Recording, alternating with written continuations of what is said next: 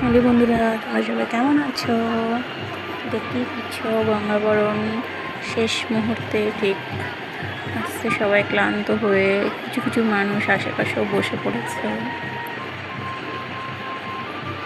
তো সবাই বেশ খুশি ছিল, দিনটা খুব ভালো কাটলো। তো তোমরা থেকে যাও গঙ্গাবরণ হলে, আমি তো একটাও মিস করি না। তো আমার মতো কে কে আছো যে প্রত্যেকবার গঙ্গাবরণে তোমাদের যেতেই হবে, কেউই মিস করবে না। সবাই এই যে ফিরছে, দেখতেই পাচ্ছ। তো টাটা বন্ধুরা।